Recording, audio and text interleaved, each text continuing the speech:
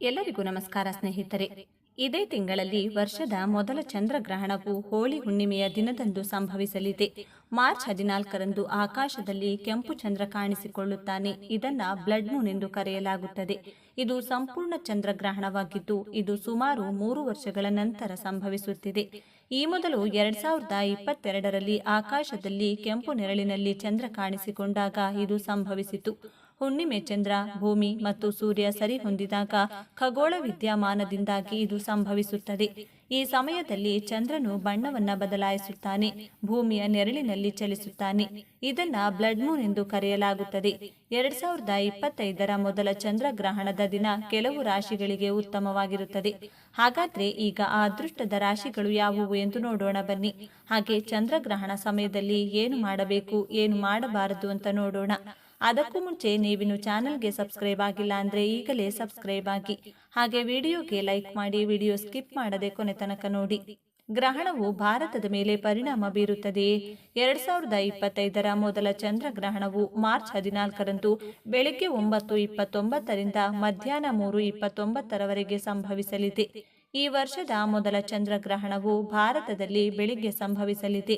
ಈ ಕಾರಣಕ್ಕಾಗಿಯೇ ಈ ಚಂದ್ರಗ್ರಹಣವು ಭಾರತದಲ್ಲಿ ಗೋಚರಿಸುವುದಿಲ್ಲ ಅಥವಾ ಗ್ರಹಣದ ಸೂತಕ ಅವಧಿಯು ಮಾನ್ಯವಾಗಿರುವುದಿಲ್ಲ. ಈ ವರ್ಷ 2025ರ ಮೊದಲ ಚಂದ್ರಗ್ರಹಣವು ಉತ್ತರ ಮತ್ತು ದಕ್ಷಿಣ ಅಮೆರಿಕ, ಯುರೋಪ್, ಆರ್ಕ್ಟಿಕ್ ಮಹಾಸಾಗರ, ಆಸ್ಟ್ರೇಲಿಯಾ, ಆಫ್ರಿಕಾ, ಅಂಟಾರ್ಟಿಕ್ ಮತ್ತು ಏಷ್ಯಾ ಮತ್ತು ಅಟ್ಲಾಂಟಿಕಾದಲ್ಲಿ ಸ್ಪಷ್ಟವಾಗಿ ಗೋಚರಿಸುತ್ತದೆ. ವೃಷಭ ರಾಶಿ. ಈ ಚಂದ್ರಗ್ರಹಣ ವೃಷಭ ರಾಶಿಯವರಿಗೆ ಬಹಳಷ್ಟು ಮಂಗಳಕರ ಪ್ರಯೋಜನಗಳನ್ನು ನೀಡುತ್ತದೆ. ವೃಷಭ ರಾಶಿಯವರಿಗೆ ಧನಲಾಭ, ಜೀವನದಲ್ಲಿ ಸುಖ, ಶಾಂತಿ, ನೆಮ್ಮದಿ ಸಿಗಲಿದೆ. ಅದೃಷ್ಟ ನಿಮ್ಮ ಮನೆ ಬಾಗಿಲಿಗೆ ಬರಲಿದೆ. ಅಲ್ಲದೆ ಈ ಸಮಯದಲ್ಲಿ ಕೆಲಸದಲ್ಲಿ ಯಶಸ್ಸು ಸಿಗಲಿದೆ. ಆದಾಯವನ್ನ ಹೆಚ್ಚಿಸುವ ಮಾರ್ಗಗಳು ತೆರೆದುಕೊಳ್ಳುತ್ತವೆ. ನೀವು ಕೈ ಹಾಕಿದ ಕೆಲಸಗಳಲ್ಲಿ ಯಶಸ್ಸು ದೊರೆಯಲಿದೆ. ನಷ್ಟದ ಸಂಭವನೀಯತೆ ನಿರೀಕ್ಷೆಯಲ್ಲಿರುವವರಿಗೆ ಅದು ಲಾಭವಾಗಿ ಅಥವಾ ಅಸಲು ಕೈಗೆ ಸಿಗುವಂತೆ ಆಗುತ್ತದೆ. ಸೋದರ ಸೋದರಿಯರ ಜೊತೆಗೆ ಇರುವ ವೈಮನಸ್ಯ ನಿವಾರಣೆಯಾಗಲಿದೆ. ಹೆಸರು ಕೀರ್ತಿಗಳು ದೊರೆಯಲಿವೆ. ಕೋರ್ಟು ಕಚೇರಿ ವ್ಯಾಜ್ಯಗಳು ಬಗೆಹರಿಸಿಕೊಳ್ಳಬಹುದು. ಆರೋಗ್ಯದಲ್ಲಿ ಸಮಸ್ಯೆಗಳಿದ್ದಲ್ಲಿ ಸೂಕ್ತ ವೈದ್ಯೋಪಚಾರಗಳು ದೊರೆಯಲಿವೆ. ಮಿಥುನ ರಾಶಿ. ವರ್ಷದ ಮೊದಲ ಚಂದ್ರಗ್ರಹಣ ಮಿಥುನ ರಾಶಿಯವರಿಗೆ ಬಹಳ ದಿನಗಳಿಂದ ಲಭ್ಯವಾಗದ ಹಣವನ್ನು ಪಡೆಯಲು ಸಹಾಯ ಮಾಡುತ್ತದೆ. ವೃತ್ತಿಪರವಾಗಿ ಅನೇಕ ಪ್ರಯೋಜನಗಳನ್ನು ಪಡೆಯಬಹುದು. ಕಚೇರಿಯಲ್ಲಿ ತಮ್ಮ ಅತ್ಯುತ್ತಮ ಕಾರ್ಯಕ್ಷಮತೆಗಾಗಿ ಉದ್ಯೋಗಿಗಳು ಮೆಚ್ಚುಗೆಯನ್ನ ಪಡೆಯುತ್ತಾರೆ. ದೀರ್ಘಾವಧಿಯ ಯೋಜನೆಗಳು ನೆರವೇರಲಿವೆ. ಸಮಾಜದಲ್ಲಿ ಮೌಲ್ಯ ಮತ್ತು ಗೌರವ ಹೆಚ್ಚಾಗುತ್ತದೆ. ಉದ್ಯೋಗ, ಹಣಕಾಸಿನ ವಿಚಾರಕ್ಕೆ ಸಂಬಂಧಿಸಿದಂತೆ ಚಿಂತೆಗಳು ಕಾಡುತ್ತಿದ್ದಲ್ಲಿ ಅದು ದೂರವಾಗಲಿದೆ. ಸಾಂಸಾರಿಕವಾಗಿ ಸಮಸ್ಯೆಗಳು ಎದುರಿಸುತ್ತಿರುವವರಿಗೆ ಸಹ ನಿರುಮ್ಮಳವಾಗುವಂತಹ ಬೆಳವಣಿಗೆ ದೊರೆಯಲಿದೆ.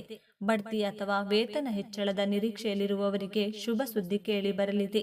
ಅಣ್ಣ ತಮ್ಮಂದಿರು, ಅಕ್ಕ ತಂಗಿಯರ ಜೊತೆಗೆ ಭಿನ್ನಾಭಿಪ್ರಾಯ, ಮನಸ್ತಾಪಗಳಿದ್ದರೂ ಅದನ್ನ ಬಗೆಹರಿಸಿಕೊಳ್ಳುವ ಅವಕಾಶವಿದೆ. ವೃಶ್ಚಿಕ ರಾಶಿ. 2025ನೇ ವರ್ಷದ ಮೊದಲನೇ ಚಂದ್ರಗ್ರಹಣ ವೃಶ್ಚಿಕ ರಾಶಿಯವರಿಗೆ ಲಾಭ ತರಲಿದೆ. ಮುಖ್ಯವಾಗಿ ಉತ್ತಮ ಆರ್ಥಿಕ ಜೀವನ ಉತ್ತಮವಾಗಿರಲಿದೆ. ಐಷಾರಾಮಿ ಸೌಕರ್ಯಗಳು ಹೆಚ್ಚಾಗುತ್ತವೆ. ವ್ಯಾಪಾರಸ್ಥರು ಅಧಿಕ ಲಾಭವನ್ನ ಪಡೆಯುತ್ತಾರೆ. ಕೆಲಸದ ಸ್ಥಳದಲ್ಲಿ ನಿಮ್ಮನ್ನ ಗುರುತಿಸಲಾಗುತ್ತದೆ. ನಿಮ್ಮ ಆಪ್ತರು ನಿಮ್ಮನ್ನ ಮೆಚ್ಚುತ್ತಾರೆ. ನಿಮ್ಮ ಸಾಧನೆ ಸಮಾಜದಲ್ಲಿ ಖ್ಯಾತಿ ತಂದುಕೊಡಲಿದೆ. ಸಂತಾನ ವಿಚಾರಕ್ಕೆ ಚಿಂತೆಗೆ ಒಳಗಾಗಿದ್ರೆ, ವ್ಯಾಪಾರ ವ್ಯವಹಾರಗಳಲ್ಲಿ ಹಣ ಹಾಕಿ ಅದು ಸಿಕ್ಕಿ ಹಾಕಿಕೊಂಡಿದೆ ಎಂದಾದಲ್ಲಿ, ಪಿತ್ರಾರ್ಜಿತ ಆಸ್ತಿ ವಿಚಾರಕ್ಕೆ ಗಂಭೀರ ವ್ಯಾಜ್ಯಗಳಿದ್ದಲ್ಲಿ ಇವೆಲ್ಲ ಉಲ್ಬಣವಾಗುವ ಅವಕಾಶವಿದೆ. ಇಂಥದ್ದೇನೂ ಆಗಿಲ್ಲ ಎಂದಾದ್ರೆ ಅದು ಕಾಣಿಸಿಕೊಳ್ಳಬಹುದು. ಇನ್ನು ಈ ಬಾರಿ ಮಿಶ್ರ ಫಲ ಇರುವುದರಿಂದ ಈ ಮೇಲ್ಕಂಡ ವಿಚಾರಗಳಲ್ಲಿಯೇ ಸಕಾರಾತ್ಮಕ ಬೆಳವಣಿಗೆಗಳನ್ನು ಸಹ ನಿರೀಕ್ಷೆ ಮಾಡಬಹುದು. ಧನುರಾಶಿ. ಧನುರಾಶಿಯವರಿಗೆ ಚಂದ್ರಗ್ರಹಣದಿಂದ ದೀರ್ಘಾವಧಿಯ ಆಸೆಗಳು ಈಡೇರುತ್ತವೆ.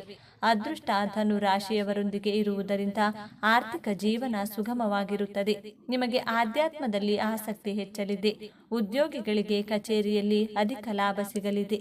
ಸಾಕಷ್ಟು ಸಮಯಗಳಿಂದ ಮದುವೆಯಾಗಿ ಸಂತಾನ ಭಾಗ್ಯಕ್ಕಾಗಿ ಕಾಯುತ್ತಿರುವಂತಹ ಧನು ರಾಶಿಯವರಿಗೆ ಅತಿ ಶೀಘ್ರದಲ್ಲಿ ಶುಭ ಸುದ್ದಿ ಸಿಗಲಿದೆ.